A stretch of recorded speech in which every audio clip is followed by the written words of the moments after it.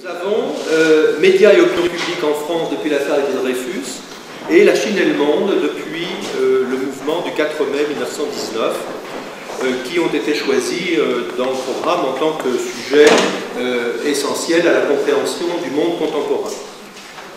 Donc nous abordons médias et opinion publique en France tout d'abord, depuis l'affaire Dreyfus. Alors que ce thème soit au cœur de la compréhension du monde actuel ne fait pas de doute. Il croise en effet la modernité économique, à l'origine des médias de masse, presse, radio, télévision, aujourd'hui l'Internet, et la modernité politique qui érige l'opinion publique en juge suprême en régime démocratique. Mais il est bien clair qu'il ne s'agit pas de faire l'histoire des médias, ni de chercher à définir ce qu'est l'opinion publique à tel ou tel moment. La référence à l'affaire Dreyfus indique très clairement qu'il s'agit d'examiner les interactions entre les médias et l'opinion publique. Autrement dit, comment les médias participent à l'expression et à la formation de l'opinion publique dans une période de culture de masse, et d'autre part, quel est le rôle du contexte politique dans l'évolution de ces interactions. Alors, de ce dernier point de vue, les crises politiques constituent un observatoire privilégié pour mettre en évidence ces relations entre médias et opinion publique. 6 février 1934, défaite de 1940, 13 mai 58, mai 68, voire des événements plus récents. Notre conférencier de cet après-midi, Patrick Evenot, va développer ces points. C'est un spécialiste, vous le savez, de l'histoire non seulement des médias, mais de l'économie des médias, depuis sa thèse soutenue en 1996, Le Monde, une entreprise de presse de la Libération à nos jours. Il est professeur à l'université de Paris 1 Panthéon-Sorbonne, où il enseigne l'histoire des médias et dirige le master professionnel communication du savoir, technologie de la connaissance et management de l'information. Je passe un petit peu sur d'autres, il me le pardonnera, domaines dans lesquels il intervient. Je voudrais signaler toutefois qu'il est membre du laboratoire Institutions et dynamique historique de l'économie du CNRS et qu'il vient de rendre avec ses collègues à la ministre de la Culture et de la Communication un rapport sur la réforme des aides à la presse. Je vous laisse la parole. Merci, chers collègues, et bonjour à tous mes chers collègues. Voilà, parce que moi j'ai été pendant 15 ans professeur au lycée Jean Renoir à Bondy, donc je sais de quoi il s'agit. Et oui, nul n'est parfait. Et donc, je sais de quoi il s'agit quand il s'agit de parler à des classes parfois turbulentes, parfois peu motivées, parfois attentives, parce que vous savez les convaincre, sur des sujets qui sont polémiques. Parce qu'on a un certain nombre de sujets qui sont relativement faciles à traiter dans la mesure où c'est du savoir asséné comme ça, qu'on balance, etc. Ils en tirent plus ou moins de profit, mais c'est pas trop difficile, ça ne pose pas de questions. Et puis il y a des sujets polémiques. Sylvie Thénault va vous en parler tout à l'heure. C'est un des grands sujets polémiques. La mémoire de la guerre d'Algérie. Bon, dans l'incident, moi j'ai fait des trucs sur la guerre d'Algérie, donc je sais, voilà. Et j'étais. Bon. Et les médias, l'opinion publique, vous voyez, médias et opinion publique, dans la démocratie, c'est un truc extrêmement complexe. Extrêmement complexe, je vous l'annonce tout de suite. Extrêmement complexe et qui, évidemment, suscite des discussions, des réactions, mais en même temps, qui est un sujet très intéressant pour les TPE. Alors, est-ce que ça existe toujours, les TPE? Oui, ça va. Ouf, je ne suis pas encore complètement largué. Pas en terminale, excusez-moi. C'est vrai que je ne suis pas l'actualité, mais bon, c'est un sujet complexe, très complexe, mais qui permet, avec les élèves, d'aller aussi dans, comment dire, la fabrique de l'histoire, la fabrique de toute une série de... Alors, évidemment, la réaction simple, c'est, bon, on est manipulé, voilà. Alors, on va essayer de... Je vais vous faire cet exposé, si on a encore un peu de temps, je vais essayer de le faire en deux temps. D'abord, un temps sur ce qui est énoncé, médias et opinion, dans les grilles politiques de 1895, de l'affaire Dreyfus à nos jours. Avec quelques cibles, on sait bien qu'on parle de l'affaire Dreyfus et puis on remonte dans... Voilà. Je vais donc faire un exposé un peu chronologique pour poser les... Et puis derrière, j'aimerais qu'on parle beaucoup plus de ce qui pose question, de ce qui fait débat, de ce qui nourrit le questionnement et de vos élèves, et de vous-même, et des citoyens que nous sommes tous. Voilà. Donc, première partie un peu chronologique, comme ça, histoire de pourquoi on a mis 1895. Bien sûr, c'est l'affaire Dreyfus. Voilà. Trotskisme, affaire Dreyfus. Je crois qu'il faut revenir aux fondamentaux. C'est l'idée que la démocratie républicaine ou la République démocratique n'est véritablement installée en France qu'à l'occasion du centenaire de la prise de la Bastille en 1889. C'est François Furet qui disait ça il y a déjà fort longtemps, et à son âme s'il en avait une. C'est vraiment à la fin des années 1880 que la République est installée, s'installe. Que la période révolutionnaire et contre-révolutionnaire, parce qu'avec chaque révolution il y a une contre-révolution, se termine, même si on a encore des prurits contre-révolutionnaires qui se manifestent parfois, y compris demain, je ne sais où. Donc, c'est vraiment, à partir de là, la République existe, elle est installée, elle est contestée, mais elle n'est plus contestable. C'est ça le point important. Évidemment, on a connu des périodes de régression démocratique, des périodes de... Bon, on va parler de Vichy tout à l'heure, donc il ne faut pas non plus faire le naïf, mais bon, c'est vraiment, donc, depuis 120 ans, en gros, que le principe même de la démocratie, c'est toujours bon de le rappeler aux élèves, quel que soit le système démocratique, parlementaire, présidentiel, etc., il repose sur le suffrage universel. Vous allez me dire, j'enfonce des portes ouvertes, oui, je suis d'accord, j'enfonce des portes ouvertes, mais il faut le dire et le redire.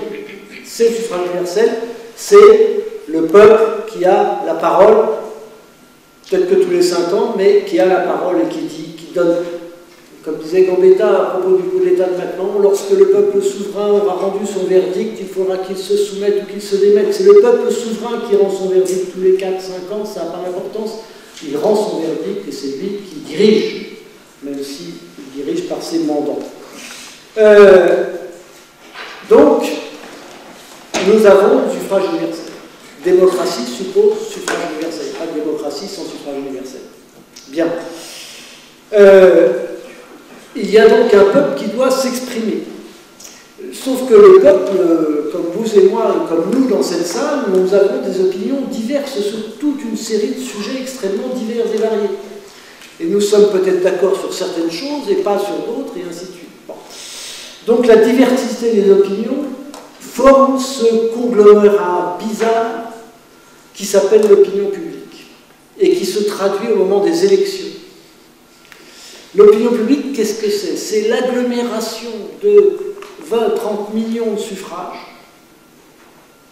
et pas seulement de suffrages, de réactions, etc., qui apparaissent au moment des élections. Maintenant, c'est de plus en plus sophistiqué, on le fait aussi à travers les sondages, etc., on va en parler tout à l'heure, mais bon, il y a là véritablement une cristallisation, et la cristallisation, elle se fait véritablement au moment des élections. Élections majeures que sont les élections législatives sous la 3e et la 4e République, élections majeures qu'est l'élection présidentielle sous la 5e République, mais ça ne change pas de nature, c'est là où on a une photo véritable de... Le problème, évidemment, c'est qu'il faut que le citoyen qui vote, et celui qui ne vote pas, parce que c'est un droit aussi de ne pas voter, le citoyen qui vote ou qui ne vote pas soit éclairé dans son jugement. Hein, c'est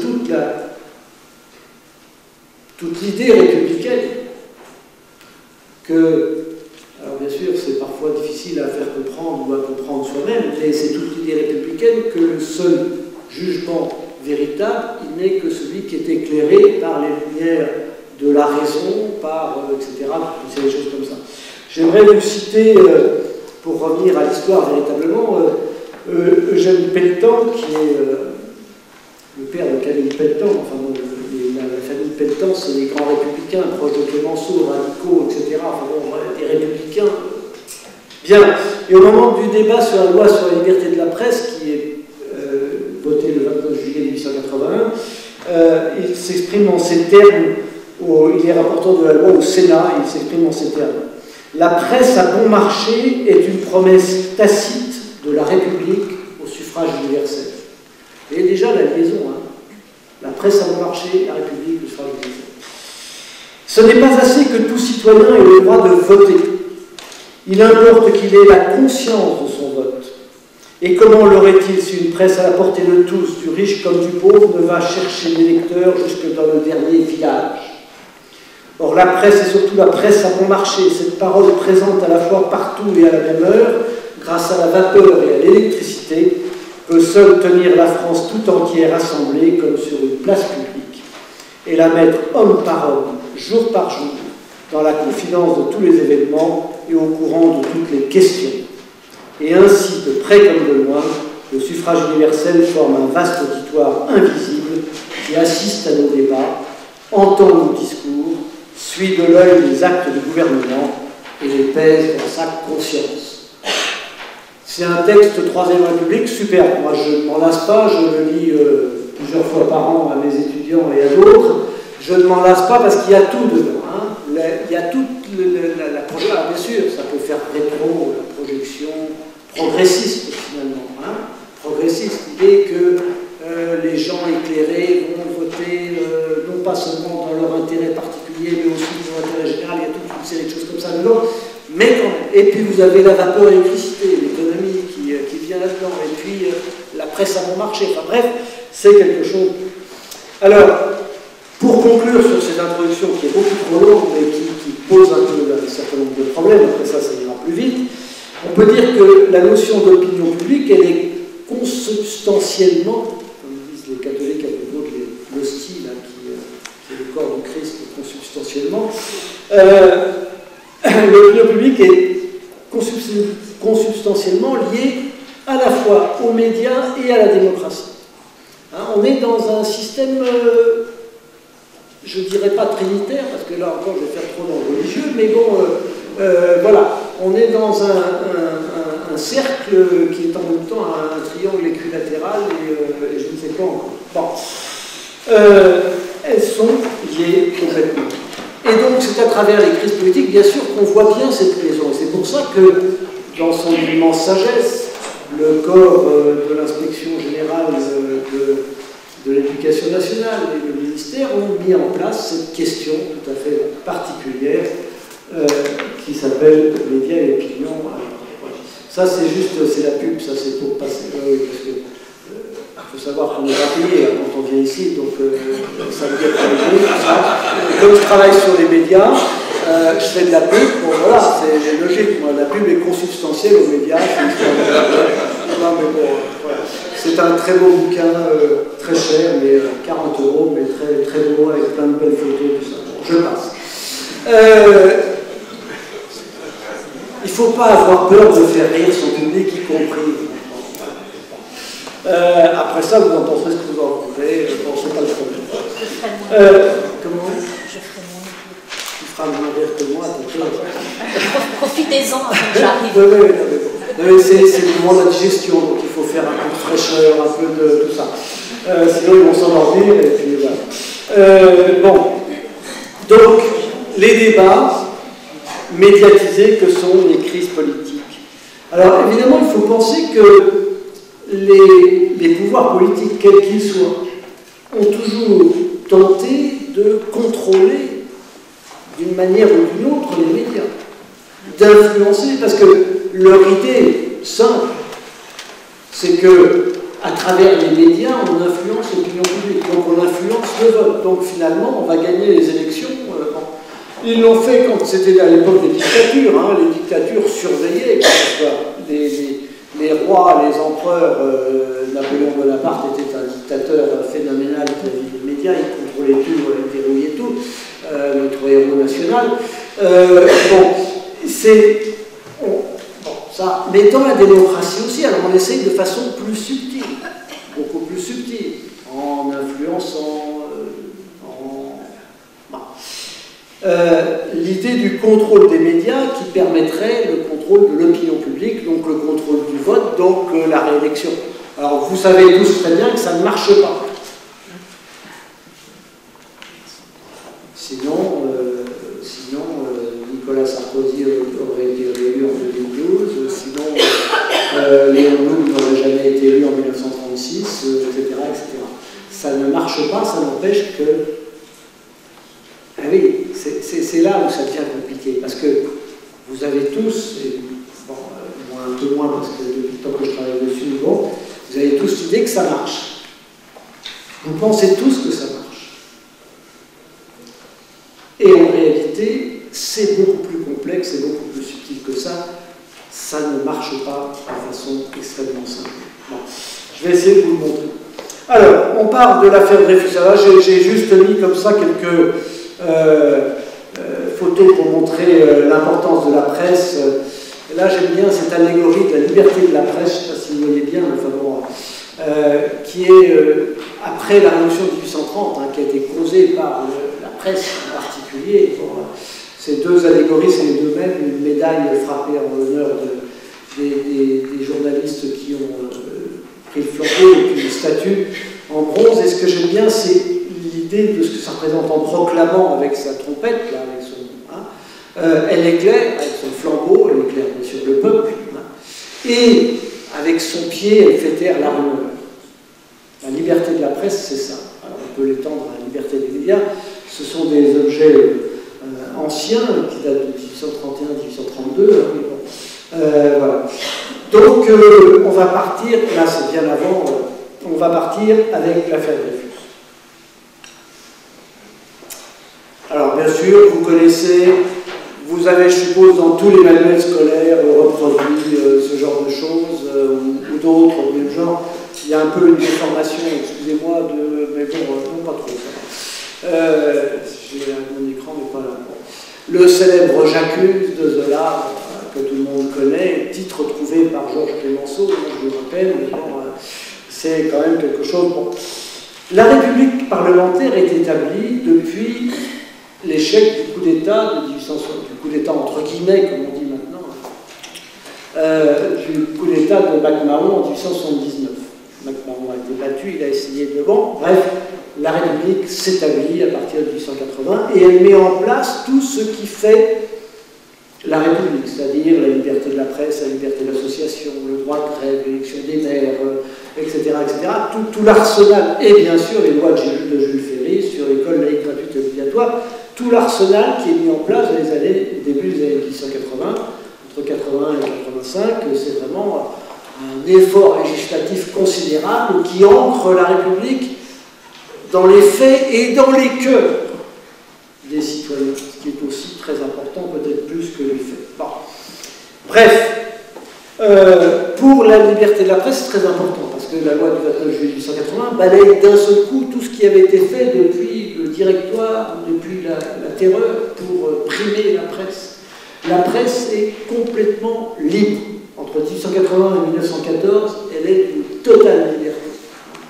Totale, on peut créer des journaux comme on veut, etc. Il y a une explosion du nombre de journaux. Ça, il faut avoir présent ça à l'esprit, c'est que on passe en quelques années, dans les années 1880 à 1914, on passe de 70 quotidiens à 300 quotidiens. On passe d'un tirage de entre 1 et 2 millions d'exemplaires à 10 millions d'exemplaires. En 1913-1914, la presse est le premier pays lecteur. Les Français sont les premiers lecteurs du monde de journaux, quand on parle en termes d'habitants. 250 journaux pour 1000 habitants. Donc voilà, à égalité avec les États-Unis, devant l'Allemagne, l'Angleterre et tous les autres pays qui maintenant nous devancent largement. La presse est extrêmement puissante. Et là, toute une série de panels. On a la presse populaire, très bon marché, 5 centimes. À l'époque, 5 centimes, ça ferait quoi? Ça ferait entre 30 et 50 centimes d'euros actuels, quoi, si vous voulez. On sait très bien que c'est très difficile de convertir, mais bon.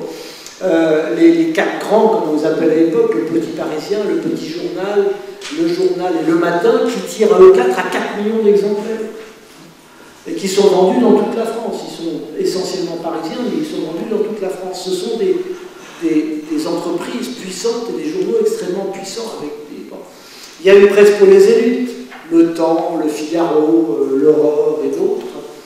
Et il y a une presse à vocation tribunicienne, plus une presse d'opinion que d'information. Il va y avoir l'Humanité, mais ce n'est pas encore le cas. Enfin, l'Humanité n'apparaît en 1904, mais la Petite République, l'Aurore, la Justice de Clémenceau, puis le Bloc, la Libre Parole de Drummond, l'Action française. Enfin bon, ça va. Il faut penser qu'à l'époque, une ville comme Alençon, une ville comme Gap, avait 4 quotidiens. Vous voyez ce que c'est, Gap et Alençon? C'est une très grande ville, très honorable. Enfin, voilà. Non, je ne veux pas faire de parisianisme des villes. On voit bien qu'il y avait vraiment là une figure à la fois des grands, des petits, des moyens, plus de 3000 titres de presse, en bref. Voilà. Évidemment, les journaux dans l'affaire Dreyfus sont partie prenante. C'est la Libre Parole qui lance l'affaire Dreyfus. C'est une chose, la dépêche de l'agence Havas de l'époque dit arrestation d'un officier français. Bon, ce qui est vrai, Dreyfus est arrêté. Et la Libre Parole traduit ça immédiatement en disant arrestation d'un officier juif. Et tout de suite, l'importance de l'adjectif entre juif et français. On peut être les deux à la fois, mais là, la Libre Parole elle fait son choix. Et à partir de là, évidemment, tout ce qu'on sait faire en France à propos de tout un tas de débats, que ce soit l'anglais ou à l'université, ou le mariage pour quelques-uns ou pour tous, faut-il interdire l'armée aux juifs? C'est une bonne question, je vous remercie de m'avoir posée. C'est pas moi qui la pose, hein, c'est la presse de l'époque. Hein, bon. Et donc, ah oui, forcément, les juifs ne sont-ils pas par nature des traîtres? Encore une bonne question que je vous remercie de m'avoir posée. Bien, donc les journaux sont partie prenante dans ce débat, etc. Les journaux Dreyfusards, anti-Dreyfusards, le Petit Journal est plutôt anti-Dreyfusard, l'Aurore est plutôt Dreyfusard. Alors, il y a tout un panel, ceux que ça intéresse, s'ils m'envoient un mail, je leur enverrai un article que j'ai écrit sur la presse sur l'affaire Dreyfus, mais bon. Non, mais c'est vrai, hein, vous avez, bon, les caricatures qui participent aussi, hein, bon, très important. Alors, on peut en montrer des caricatures, hein, c'est bien. Alors, évidemment, c'est très difficile à manier avec les élèves, hein, j'en suis bien conscient. C'est parce qu'un certain nombre de caricatures sont d'une part scatologiques, sont d'autre part racistes, et donc c'est pas facile. Mais en même temps, comme disait Georges Clemenceau au moment du débat sur la loi de 1881, la République vit de liberté. Messieurs, disait-il, parce que les femmes, il n'y avait pas de femmes à l'Assemblée, à la Chambre des députés à l'époque, messieurs, faites confiance à la liberté. Les dames aussi. Donc, alors voilà, par exemple, les caricaturistes, hein, Forain, Carandache, Ibels, etc. et d'autres, avec ce jeu en miroir bien célèbre, Forain et Carandache qui sont anti-Dreyfusards, qui considèrent que la justice met à mal l'armée, et le Sifflet qui est au contraire pour Dreyfusard et qui répond, enfin, vous voyez, on a...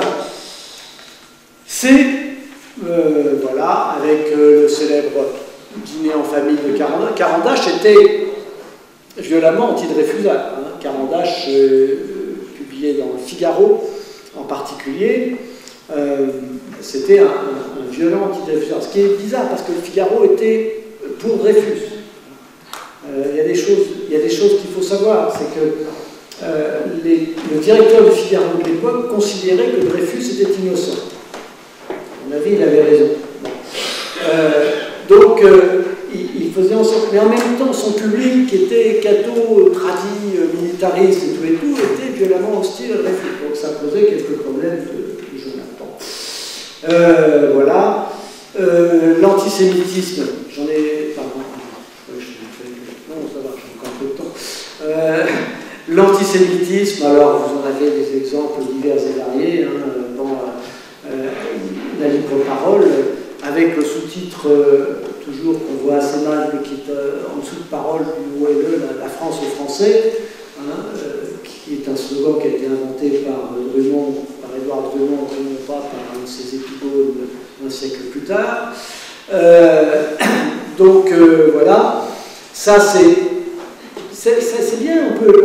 Oui, alors avec, vous voyez, l'anticapitalisme, l'antiparlementarisme, tout ce qui naît à cette époque-là, tout ce qui surgit dans la presse autour des antisémites à l'occasion de l'affaire Dreyfus. Ça commence un peu avec le scandale du Panama et Boulanger avant, mais c'est surtout l'affaire Dreyfus qui cristallise tout ça. Cristallise quoi? Le peuple contre le capital, donc le peuple contre les juifs, le peuple contre le parlementarisme, les parlementaires qui sont tous inféodés aux juifs, c'est bien connu, etc., etc. Et donc on met en place tout ce qui pourrira le XXe siècle, ou la première moitié du XXe siècle. Vous pouvez le ressortir, et on va le voir rejaillir à différentes reprises. C'est là où ça se met en place. Les racines françaises du fascisme et du nazisme, elles sont là. Elles sont profondément là, dans la libre parole et dans tout ce qu'il y a autour. Bon, voilà. C'est des images. C'est des images. Le véritable tout à l'égout, vous voyez, le bon prolo, là, qui balaye le côté populaire c'est pas le fascisme encore. Le côté populaire, on balaye à la fois la bourse, l'Assemblée nationale, les francs-maçons, les juifs et toutes ces sortes de choses, on les balance à l'égout. Il y a quoi? Alors évidemment, vous risquez d'avoir quelques polémiques, mais c'est de l'histoire. Jamais un inspecteur général digne de ce nom ne vous reprochera d'avoir montré cette photo-là et de faire discuter les élèves dessus. Ou bien alors c'est un mauvais inspecteur général, mais il n'y en a pas.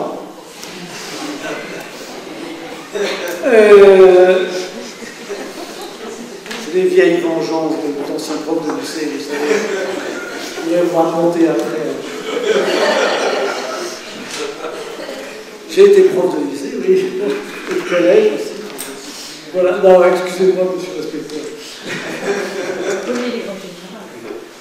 Ça va, il n'est pas libéral. Bien. Deuxième épisode, parce que c'est là aussi où on vous... c'est l'affaire Stavisky. Alors on est 40 ans plus tard. 40 ans plus tard, évidemment, la France a complètement changé. Il y a eu la guerre de 14-18. Fondamentale dans l'évolution de notre pays. Les journaux eux-mêmes ont changé parce qu'ils sont dans la difficulté. À partir de 1918, 1920, ils sont d'inflation, de crise, etc. Ils sont concurrencés par le nouveau média qui arrive, la radio. Alors là, il y a des trucs à faire sur les nouveaux médias qui arrivent. Vous en avez, au cours du XXe siècle, vous en avez trois. Vous avez la radio qui menace la presse dans les années 30, vous avez la télévision qui menace la presse dans les années 70, et vous avez maintenant Internet et tout ça. Bon, ça pose des problèmes, évidemment, d'équilibre des médias internes. On n'est pas là pour faire l'histoire des médias, mais ça pose des problèmes.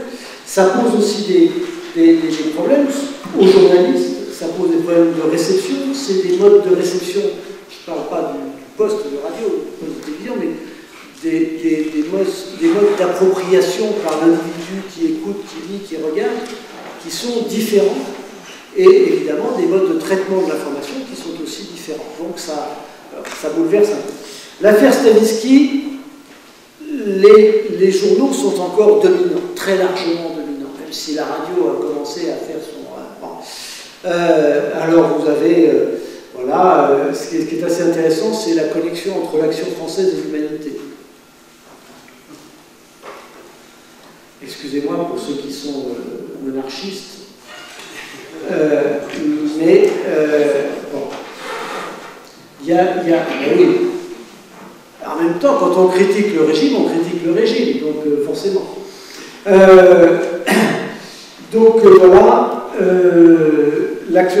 le problème, c'est l'irruption de la radio. Alors, est-ce que la radio a joué un rôle dans cette époque-là? Pas vraiment, pas vraiment. La radio est encore essentiellement un moyen de divertissement. Certes, elle commence à devenir de plus en plus importante dans la construction de l'opinion publique, dans la diffusion des idées, etc. Mais c'est d'abord et avant tout un divertissement. La musique, les blagues, les chansons, etc. Enfin, bref, voilà. Donc la radio joue peu de rôle et elle n'est pas unanime parce qu'il y a à l'époque un double secteur, qui est secteur privé, secteur public. Il y a une radio d'État qui est évidemment très timide, il ne faut pas dire plus, très contrôlée par l'État, mais en même temps il y a des radios privées dans les années 20 et 30, il y a beaucoup de radios privées, elles sont nationalisées par Vichy, comme quoi la nationalisation n'est pas forcément une mesure de gauche, mais bon, ça c'est un autre problème. C'est parce qu'elles sont privées, Radio Cité, de Bleustein-Blanchet ou d'autres, etc. Ça n'empêche que la radio commence à émerger dans l'espace public, comme on dit. Elle est de plus en plus importante. Je vais vous montrer la redevance radio est créée en 1933. Donc on a à partir de ce moment-là le nombre de comptes, enfin de foyers équipés par la radio. Et on voit qu'il y a vraiment entre 33 et 37, 38 une progression fulgurante du nombre de postes de radio en France. Stagnation pendant la guerre parce que il y a de la production française, mais elle est exportée directement en Allemagne. L'exportation de la France vers l'Allemagne se porte extrêmement bien entre 40 et 44. Oui. Non, mais c'était payé par le budget français, par les indemnités d'occupation, mais ça n'empêche que l'exportation explose pendant la guerre. C'est des choses rigolotes, c'est tout bon. Et après, ça remonte évidemment. On peut considérer que dans la fin des années 50, tous les foyers français sont équipés de postes de radio. Mais vous voyez que c'est vraiment bien les années 30. Hein. Alors on peut faire remonter la radio à Branly, à tout ce que vous voulez. C'est pas le problème, c'est l'usage qui compte. Hein. C'est l'usage, et l'usage, c'est les années 30. Avant 1930, il n'y a quasiment pas de postes de radio. Et donc, il y en a quelques-uns, mais ça sert à rien. Enfin, ça sert. Le problème, c'est que la radio devient, et parce qu'il y a en plus le cinéma, il y a deux outils de propagande dont se saisissent d'abord tous ceux qui ont réfléchi à ce que pouvait être la propagande, c'est-à-dire autour de Goebbels en Allemagne, autour de Mussolini, mais aussi en URSS, l'idée qu'on va pouvoir, grâce à l'image cinématographique et au son, mobiliser des gens qui n'ont pas l'habitude ou qui lisent mal le journal, ou qui, etc. Et puis le journal, c'est trop libre, c'est trop. Et donc, la propagande devient véritablement, dans les années 30, quelque chose qui... Alors, comment réagit une bonne démocratie comme la Troisième République à cette époque-là? Elle ne sait pas réagir. Elle ne sait pas. Elle ne sait pas. C'est assez étonnant. Les Anglais ne réagissent pas mieux. Ils ne sont pas très... Comment faire de la contre-propagande démocratique? C'est pas facile, la démocratie, c'est pas un truc facile à montrer que ça sera beaucoup mieux si on est tous derrière Hitler ou Mussolini ou bon, etc. Et que bon, c'est pas difficile. Montrer que si on discute et qu'on essaie de trouver des compromis qui soient acceptables par tout le monde, et que c'est pas facile. Et donc les Anglais savent pas mieux. Mais ils sauront un peu mieux avec la guerre et avec Churchill. Pour la France, on ne sait pas. Alors, on arrive très tardivement. Il faut attendre le déclenchement de la guerre pour créer un commissariat général à l'information qui est confié à Jean Giraud. L'idée, c'est que c'est un écrivain, c'est un poète, il a écrit La guerre de Troie n'aura pas lieu, donc il sait très bien... nul. Excusez-moi, mais on peut être un grand écrivain, un grand poète, et pas un bon propagandiste, c'est pas une insulte que de dire ça. C'est surtout, on ne se donne pas les moyens, on ne sait pas quoi faire. Et puis, avec le pacte germano-soviétique, on brouille les cartes. Qui est l'ennemi? Les nazis ou les bolcheviks qui sont alliés aux nazis? Et donc les communistes qui sont français. Donc on interdit la presse communiste parce qu'elle est influée à Moscou, on interdit les députés communistes, etc. On ne sait plus où est l'ennemi et donc on tombe sur des campagnes de propagande où on dit méfiez-vous, les oreilles ennemies vous écoutent. Mais comme on ne sait pas qui est l'ennemi, c'est difficile. Hein. Je suis sûr qu'il y a des oreilles ennemies qui m'écoutent là. Je plaisante. Donc les médias de la Seconde Guerre mondiale, eh bien oui, quand même, c'est de la propagande. Alors, vous avez le 17 juin 1940 le maréchal Pétain qui annonce à la radio son intention de demander à l'armistice en Allemagne. Là, il est encore, ce jour-là, c'est son dernier jour c'est ses derniers jours de président du Conseil de la Troisième République. Vous avez en dessous une classe primaire écoutant le maréchal Pétain avec le poste de radio. Et puis la photographie du maréchal Pétain qui est... La guerre des ondes, elle est une guerre importante pendant la Seconde Guerre mondiale. C'est une guerre qui se traduit par des mesures de ce type-là. Par exemple, au moment du recensement des Juifs, on exige que... J'aime beaucoup cette photo parce que c'est un... Il doit être juif, sans doute, puisqu'il apporte son appareil de réception. Vous voyez que c'est dans un commissariat français, les uniformes sont français. Hein, ce n'est pas les Allemands, ce n'est pas les nazis qui exigent ça, on recense les juifs et pour les couper, de la même façon que le statut des juifs permettait de les couper en leur interdisant un certain nombre de professions, de fonctions, etc. Pour les couper, pour les concentrer dans des futurs ghettos qui, après ça, seront vidés, on leur coupe la radio. C'est le lundi 1er septembre 1941 que se fait cette scène, et à la demande, évidemment, de Vichy. La guerre des ondes, elle est là. La guerre des ondes, elle est... alors évidemment, la BBC qui donne le rôle de la BBC, le rôle de la radio anglaise, qui donne énormément de place à tous les peuples résistants. Dès juin 1940, la BBC met en place 13 services en langue européenne, non anglaise, et puis en plus les développe, donne de plus en plus de temps et d'heures pour... évidemment, vous avez le célèbre général Micro, le général de Gaulle, avec la contre-propagande, le général Micro, qui est en même temps le fourrier des Juifs.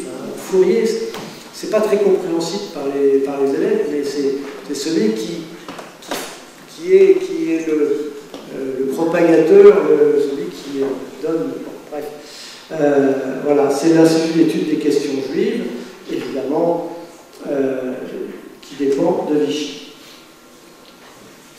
Il y a enfin la presse, la coupure de la presse pendant la Seconde Guerre mondiale, bien sûr, avec presse autorisée, presse clandestine. Alors il y a toute une série de problèmes qui se passent à ce moment-là, c'est-à-dire que un certain nombre de journaux s'arrêtent, d'autres s'en vont en zone libre, mais comme la zone libre ne reste pas longtemps libre, ils sont de toute façon soumis à la censure du maréchal Pétain, de se dire. Il y a la presse clandestine qui permet de nouer des contacts et surtout de fédérer autour d'un projet un certain nombre de gens. Bref, voilà. Je sens qu'il va falloir que j'accélère parce que je suis long, donc je suis désolé. Et donc, on va passer à la télévision et à ce qui se passe dans les années 60. On va tirer un trait. Alors, il faut quand même rappeler qu'en 1944-45, il y a eu une restructuration totale du système médiatique français, nationalisation de l'agence Havas, de la radio, de la télévision. Enfin, la radio a été nationalisée sous Vichy, mais bon, la télévision qui naît au sein de la radio nationalisée en 1949, et qu'on est dans un système dual où les journaux qui sont plus les anciens journaux. Pour la plupart, les anciens journaux ont disparu puisqu'ils ont été considérés comme collaborateurs, à part quelques exceptions, comme le Figaro, l'Est républicain ou le Bien public. La plupart des journaux qui existent en France sont des journaux qui ont été créés en 44-45. Même s'ils remplacent, le Parisien libéré remplace le Petit Parisien, le Monde remplace le Temps, etc. avec d'autres équipes parfois. Bon. Il y a donc une restructuration complète de la sphère médiatique, si on peut dire, à la Libération. Le résultat, c'est que l'audiovisuel, radio, télé, est contrôlé étroitement par l'État. Et en France, ce n'est pas l'État, c'est le gouvernement.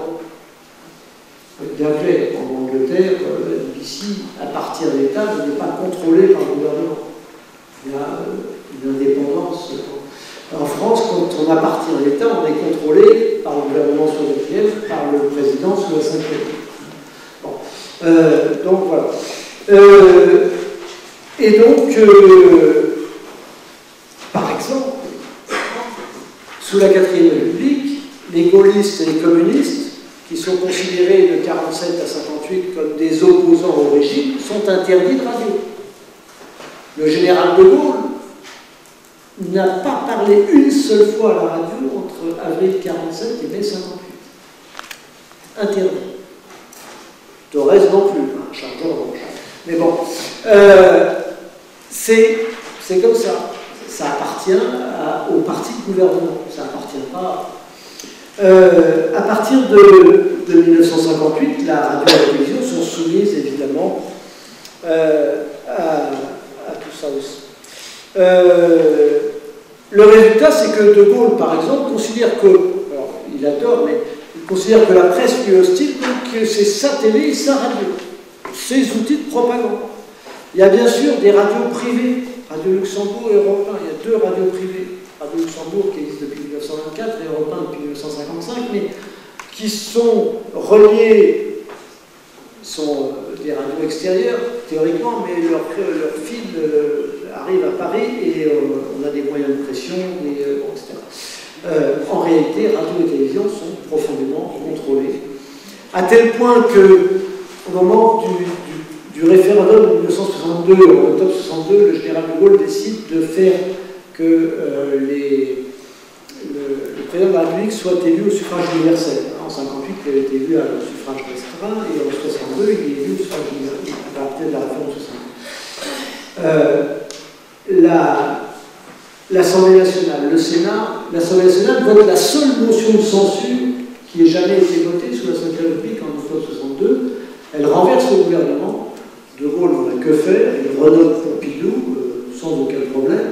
On va se faire embêter par les députés quand même. Mais l'Assemblée nationale, le Sénat sont hostiles, les éditorialistes, les journaux sont profondément hostiles, et pourtant le référendum de 62 est gagné à 63 ou 64% oui par De Gaulle. Et ça, c'est intéressant parce que ça montre bien la faiblesse d'une part du pouvoir médiatique. Quand un sujet intéresse les gens, passionne les gens et qu'ils veulent, etc. Bon, faiblesse du pouvoir médiatique qui votait non et qui. Bon. Alors, Jean-Jacques Servan-Schreiber, qui à l'époque est directeur de l'Express, parle de télécratie. La télécratie qui écrase la démocratie. C'est à l'époque René Raymond, vous avez tous entendu parler bien sûr, qui fait toute une étude avec Roland Quérol, que vous voyez encore sur les petits écrans, régulièrement, qui est un politologue très intéressant, et ils font toutes les études sur le pouvoir de la télévision sur la démocratie. Et ils aboutissent à l'idée que, enfin, il y a un article qui s'appelle La télévision fait-elle l'élection en 1963, et ils en arrivent à l'idée que c'est pas la télé qui a fait voter, c'est la volonté des Français, etc. Quelques épisodes dont on parle parfois, il ne faut pas avoir peur de faire référence au temps présent. Enfin, moi, je n'ai pas peur de ça, donc je vous incite à ne pas en avoir peur, parce que quand on parle des journalistes qui sont en bédette, qui sont embarqués dans les... Regardez, là, c'est un reportage pour 5 colonnes à la une le grand magazine de reportage des années 1960, le journaliste, il est en uniforme. Il est en bédaine, il y a les soldats qui le surveillent, on peut se supposer que de l'autre côté aussi, il est complètement en bédaine. Hein. Les journalistes sont embarqués. On ne peut pas filmer un théâtre d'opération militaire si on n'est pas du côté des militaires. Il faut être clair. Le putsch des généraux, ça c'est intéressant, ça c'est très intéressant. Voilà. J'ai mis l'objet très important, c'est le petit truc, le poste à transistor qui apparaît en 1956. Ça c'est le premier objet de la mobilité, pour les jeunes notamment, qui permet la séparation. Les parents, ils restent devant la télé le soir dans leur canapé ou dans leur cuisine, et moi j'emporte le poste de radio dans ma chambre. C'est la séparation des jeunes et des vieux. Ouf, enfin, il est bon. On peut l'emporter dans les surbooms. Surprise party. Les surprises party, les surboom. Ceux qui ont connu sont embellis. Tout à l'heure, vous avez embelli l'écologie, donc vous en avez bien. Les survols, les surprises parties, on peut l'emporter à la plage, on peut l'emporter en voiture. Les premiers autoradios ne sont pas des autoradios, c'est des transistors qui sont embarqués dans la bagnole, dans la vieille de chevaux, la 4 chevaux de l'époque. Bien, c'est le premier outil de la mobilité. Et en même temps, pour les appelés du contingent qui sont au bled en Algérie, c'est évidemment fondamental parce qu'ils écoutent la radio française. Et quand ils ne peuvent pas écouter, ils écoutent Radio Monte Carlo qui relaie. Bon. Parce que France 4, qui était la radio qui émettait depuis Alger, est aux mains des putschistes qui font la propagande pour les généraux, les colonels et autres machins comme ça. Charles Salon, Zeller et Jouot. Et donc RMC, enfin, Radio Monte Carlo à l'époque, ça s'appelait. Retransmet le discours du général de Gaulle, les ordres du général de Gaulle, etc. Et les conscrits qui sont dans le bled ou dans les casernes, ils entendent ça et ils peuvent s'opposer à leur... mai 68. Alors mai 68, évidemment, il y a pléthore de photos, mais vous voyez quand même, j'adore cette photo des reporters devant le théâtre de Lyon. Il y a plus de reporters que d'occupants, mais c'est pas grave. La radio, qui est au cœur de mai 68 aussi, hein, la radio privée. Les radios publiques sont déconnectées, le RTF est en grève. Le RTF est déconnecté, c'est l'écran noir, et puis après ça, c'est l'écran fait avec des gens qui sont aux ordres du pouvoir politique, donc la radio, en revanche RTL et Europe 1, suivent les manifestations, répercutent les manifestations, etc. Voilà. Alors évidemment, il y a des belles photos, hein, ça c'est les célèbres photos, la Marianne de Mai, le célèbre Code Bendit. Bon, là, il y a vraiment des chefs-d'œuvre photographiques. Hein, je ne sais pas si j'ai vu ça à l'Histoire des Arts, je ne sais pas si ça existe encore cette affaire-là, mais bon, je ne suis pas très au courant des programmes, je ne sais pas. Je peux faire des bourdes, mais ça permet, il y a quand même des images tout à fait. Comme vieille Sorbonne, non, c'est le Léon, ça. Non, c'est quoi? Je ne sais pas. C'est la Sorbonne. C'est la Sorbonne. C'est la chapelle de la Sorbonne. Je sais, j'y vais tous les jours. Pas la chapelle, mais la Sorbonne. Voilà. Bref. Mao, Lénine. Vous avez, si vous allez sur l'exposition BNF mai 68, il y a toute une série d'iconographies en libre service ou en je ne sais pas quoi, comment ça s'appelle. Voilà. Bon, la télévision, elle apparaît vraiment dans les années 60. C'est véritablement à ce moment-là que la télévision. Alors, elle commence dans les années 50, hein, mais en 1959, il y a 1 million de postes de télévision en France. C'est-à-dire pas grand-chose. Et puis, en 1970, il y en a 10 millions. Donc là, vraiment. Alors, il y a deux courbes, parce que vous savez comment sont les historiens précis, tout ça. Il y a la courbe du noir et blanc et de la couleur. Il faudrait ajouter les deux, parce qu'évidemment, bref.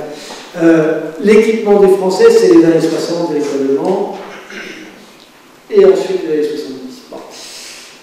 Voilà. Alors, bien sûr, il faut parler, là, je crois qu'il faut que j'accélère, donc la campagne de 65, le pouvoir du général de Gaulle sur la télévision, qui se fissure au moment de la campagne de 65. Jusqu'en 65, il n'y a quasiment pas d'opposants à la télévision. De temps en temps, on montre dans un Mitterrand négatif, parce qu'il y a toute la façon de le montrer. Après, en 1965, le Conseil constitutionnel oblige, c'est logique, que la campagne électorale soit égalité. Donc tous les partis, enfin tous les candidats ont droit au même temps de parole à la radio et à la télévision publique. Et donc, on voit apparaître sur les écrans Monsieur Beau Sourire, le Kennedy à la française, Jean Le Canuet, ou bien François Mitterrand, un président jeune pour une France moderne. Ça ne fait pas envie cette affiche, hein, les gars. On sent qu'elle a inspiré mon humour.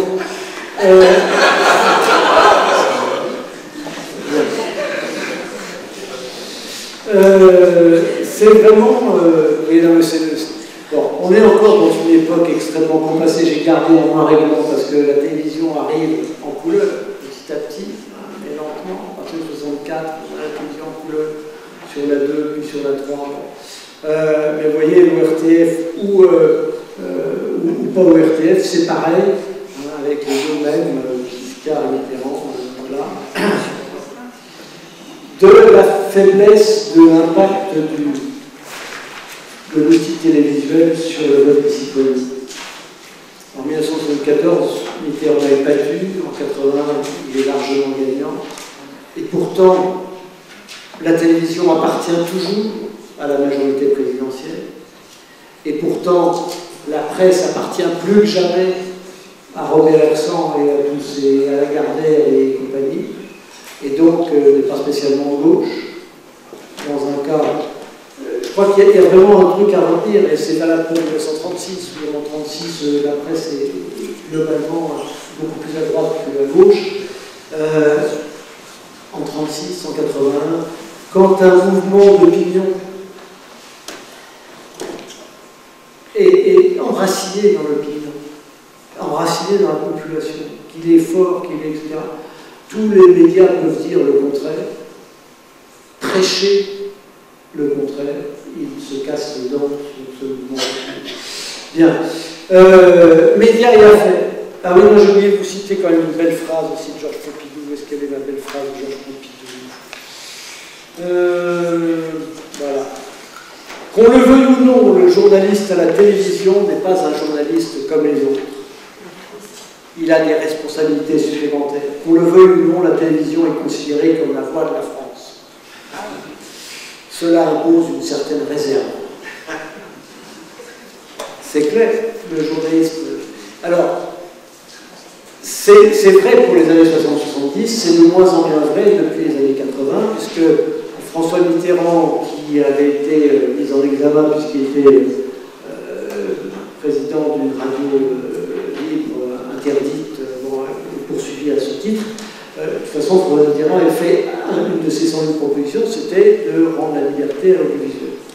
Et ça a été fait avec la loi du 29 juillet 1982, 101 ans après celle du 29 juillet 1981, symboliquement, qui déclare la communication audiovisuelle est libre.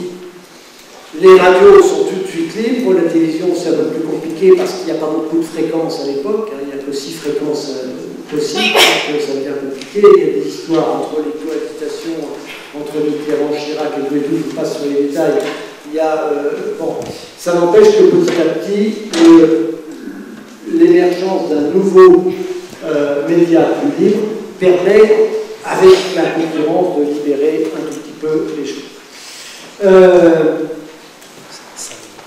5 minutes. Ça va être 2.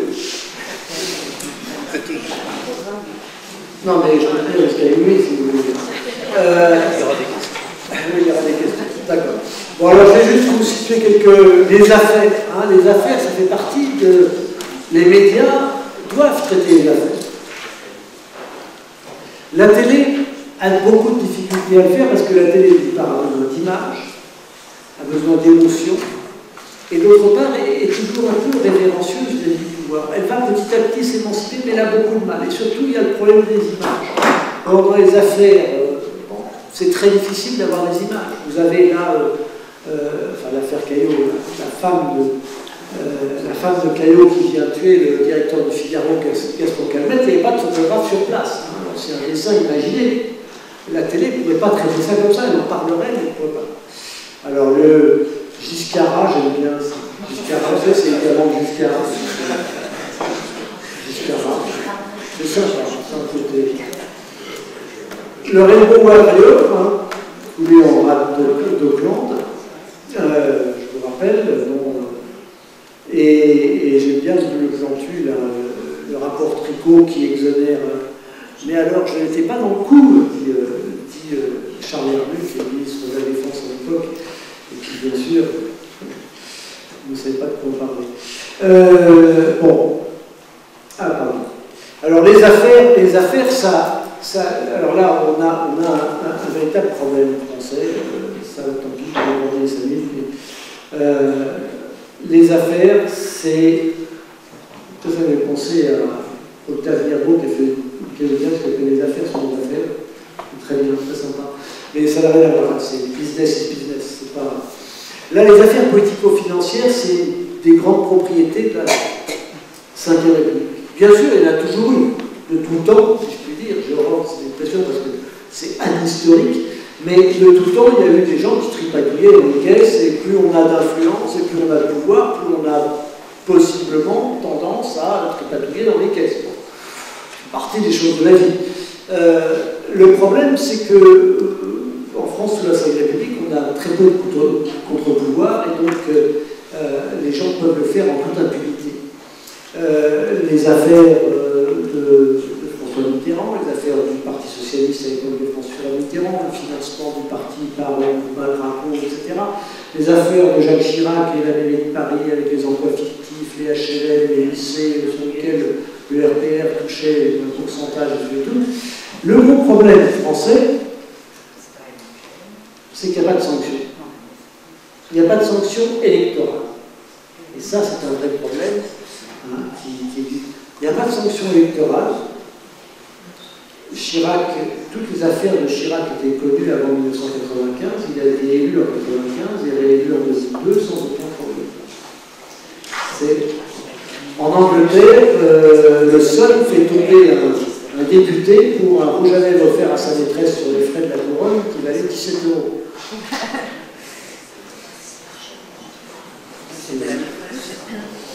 Bien. Alors, le choc du 21 avril 2002, il faut quand même en parler, et après ça, je vais bientôt m'arrêter. Hein. J'aime beaucoup cette une du Monde, non pas parce que c'est bon, mais parce qu'elle montre bien l'hypocrisie française. On est le 18 avril, c'est le Monde daté du 18 avril, donc qui est paru le mercredi 17 après-midi, 5 jours avant. Et vous voyez que c'est à l'époque où Jean-Marie Messier le vire l'escure de Canal+, bref, des histoires sans intérêt. Et au milieu de la page, vous avez l'extrême droite au second tour, point d'interrogation. 5 jours avant. C'est ça qui est intéressant. Sur les autres journaux de jour, il n'y a rien. Moi, j'en ai discuté à l'époque avec Plenel et Jean-Marie Colombani, qui étaient à l'époque qui dirigeaient le Monde. Ils m'ont dit oui, on a vu arriver les sondages. Mais les sondages étaient interdits de publication une semaine avant le premier tour. Donc on n'avait pas le droit de les publier. Et on a hésité en conférence ce matin en disant qu'est-ce qu'on fait? On les met en gros titre en une ou pas? Et ils ont tous les deux pensé que si on mettait s'ils mettaient en gros titre en une, ils seraient considérés comme voulant influencer l'opinion, manipuler l'opinion. Et donc, ils n'ont pas mis en gros titre en une, ils ont mis en milieu. Mais, je sais, à l'époque, je connaissais bien le directeur de l'AFP qui m'a téléphoné le jeudi en me disant Le Pen est au second tour.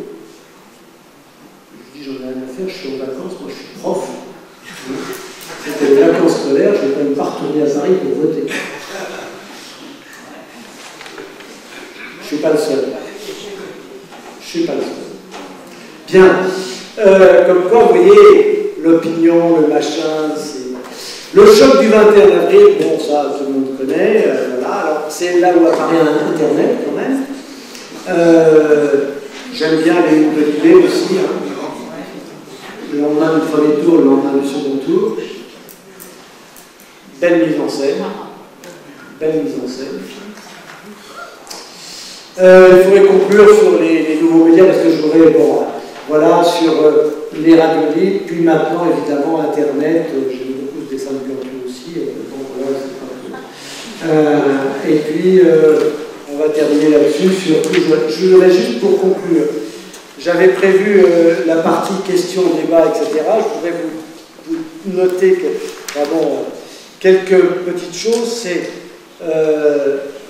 d'un côté, l'idée que les médias c'est un objet complexe. Ils sont à la fois des témoins, des acteurs et des sources pour vous, enseignants, pour moi, historiens, pour vos élèves.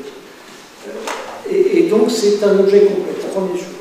Deuxième chose, le contrôle de l'opinion et la culture de masse. Nous sommes dans un système de culture, des industries culturelles ou de la culture de masse, vous l'appelez comme vous voulez, culture de masse, ça n'est pas chic, hein, c'est un peu... Bon. Mais on est dans un système gigantesque d'industrie culturelle où il y a à la fois le livre, la radio, la télé, la presse, l'affiche, le cinéma, le spectacle. C'est un ensemble qui se complète et qui se concurrence et qui... Voilà. Et est-ce qu'il y a une possibilité de contrôle de l'opinion? Tout le monde pense qu'on peut manipuler l'opinion, tout le monde montre à la suite de Paul Lazarsfeld que ce n'est pas possible, que les citoyens ont leur propre filtre, leur propre outil de décryptage, mais que... troisième question qu'il aurait fallu poser, c'est le rapport de la presse avec l'argent. Soit la vénalité, soit avec le commerce, le marketing, le commerce, l'actionnaire, l'argent, etc. Donc, question qui n'est pas simple aussi à traiter. Et enfin, j'en ai pas parlé, la communication politique. La communication politique, l'émergence depuis une vingtaine ou une trentaine d'années de la communication politique avec Séguéla, Pilan et compagnie, les affiches, toutes ces sortes de choses. Et pour terminer, peut-être le malaise chez les journalistes et la critique des médias, ou le manque de confiance des citoyens dans les médias ou de la démocratie dans les médias, et cette complexité extrême donc, du rapport, et c'est là-dessus que j'insiste et que je conclue, le rapport entre médias, démocratie, opinion publique, c'est toujours beaucoup plus compliqué qu'on ne le pense. Il n'y a pas d'effet schématique. Voilà, merci de m'avoir écouté.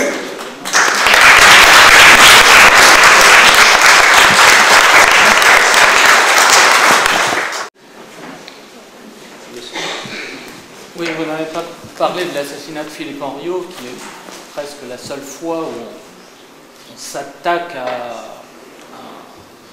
Alors justement, je vais vous demander, à votre avis, est-ce qu'on tue le speaker de Radio Paris? Est-ce qu'on tue le ministre du Travail, de la propagande? Est-ce qu'on tue celui qui a...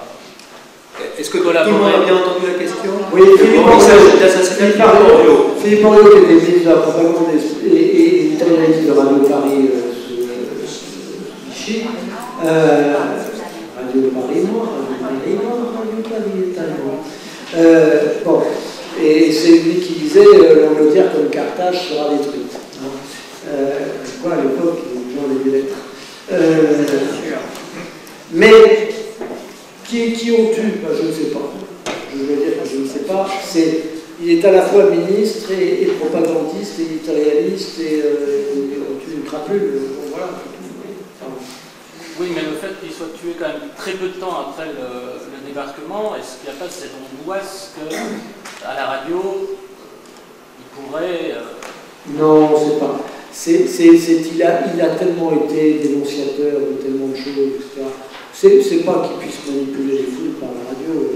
Alors là, toutes les études d'opinion, je n'ai pas assez parlé des sondages parce que c'est quelque chose d'important. J'aurais dû en parler, mais toutes toutes les études d'opinion, Pierre Laborie, etc., ont bien montré que les Français n'adhèrent pas au nazisme, par quelques bricoles au dimanche, sont maréchalistes au début, mais pas pétainistes.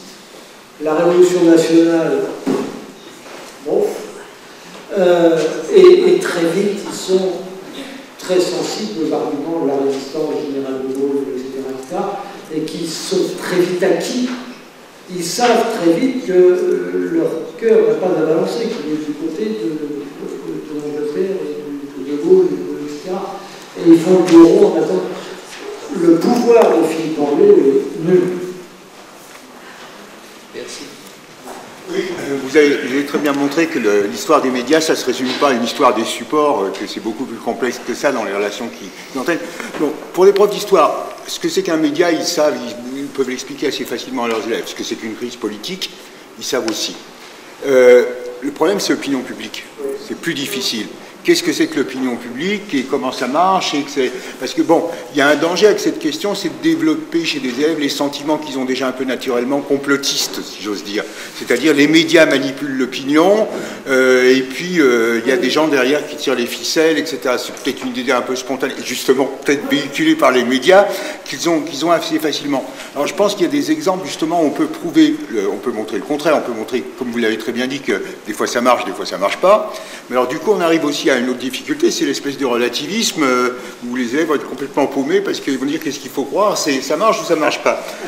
Et ça c'est compliqué. Il faut les interpeller sur leur propre pratique. Il faut leur dire comment vous regardez la télé. D'abord, on peut l'interpeller à deux niveaux. Sur l'opinion publique, qu'est-ce que c'est que l'opinion publique? Est-ce que dans la classe que vous avez, il y a une opinion publique? Il y a 25, 30, je ne sais pas combien vous avez déjà dans la classe, 36, je vois que vous êtes gâtés. On va noter à 40 peut-être, non? Monsieur Bergoglio est parti, c'est dommage. Bon, je plaisante. Donc, est-ce qu'il y a une opinion publique dans votre classe? Et vous allez voir que très vite, il y a des opinions divergentes, mais qu'en même temps, sur certains trucs, il y a des opinions qui se cristallisent et qui forment une opinion, enfin, publique, entre guillemets.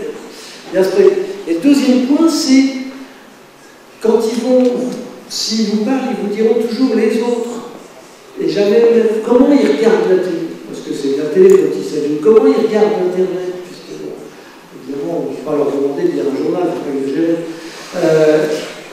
Comment ils regardent? Est-ce qu'ils regardent passivement? Non. Ils regardent en tweetant, en discutant au téléphone portable avec leurs copains ou leurs copines, en faisant de l'Internet. Donc, ils ne sont jamais passifs. On n'est jamais passif devant un média. Jamais. Nous non plus, et eux non plus. Et à partir du moment où ils ont appréhendé ce phénomène-là, ils changent de regard. Parce que c'était Pierre Bourdieu à l'époque où il ne critiquait pas les médias, dans les années 60, qui disait les gens qui regardent la télévision ne sont jamais démunis de filtres. Ou les plus pauvres, les plus socio-culturellement démunis, ont des filtres. On ne regarde pas quelque chose passivement. On regarde souvent passivement. Hein. Quand je regarde un match de foot, je suis passif, mais en même temps, bon, voilà, on a des filtres. On a des filtres. Et eux aussi ont des filtres. Et vos élèves ont des filtres. Et ils ne prennent pas pour argent comptant ce que l'on fait. Donc il n'y a pas de raison que les autres prennent pour argent comptant ce que l'on fait. Il y a un moment où, si je peux me permettre d'intervenir, où on voit que la manipulation est difficile. C'est mai 68. Dans un premier temps, le général de Gaulle intervient à la télévision. Ça ne marche pas. Et ensuite, il intervient à la radio pour annoncer la dissolution de l'Assemblée nationale. Bon, là, il retourne l'opinion. Donc, il s'est passé autre chose. Je voudrais juste dire, un peu nuancé, c'est vrai que sur l'image, il y a moins de passivité. D'ailleurs, souvent, nos élèves voient des choses que nous, on ne voit pas, parce qu'ils ont cette... Mais sur l'écrit, moi, je suis extraordinairement surprise que sur l'écrit, c'est comme si c'était parole sacrée. C'est-à-dire que moi, j'ai souvent des élèves qui sont capables d'être critiques sur une image, c'est-à-dire que ah, mais madame, ça c'est de la propagande, ou c'est etc., etc. Et que par contre, je leur dis, mais attendez, on vient de voir que l'événement était dit comme ça, etc. Et c'est écrit. Et enfin, en tout cas. Ça veut dire qu'ils respectent encore la parole du maître. Oui, non, mais. Oui, mais c'est gênant parce que. C'est gênant, c'est Je pas. crois qu'on va rester sur cette parole encourageante. Merci. Merci à vous.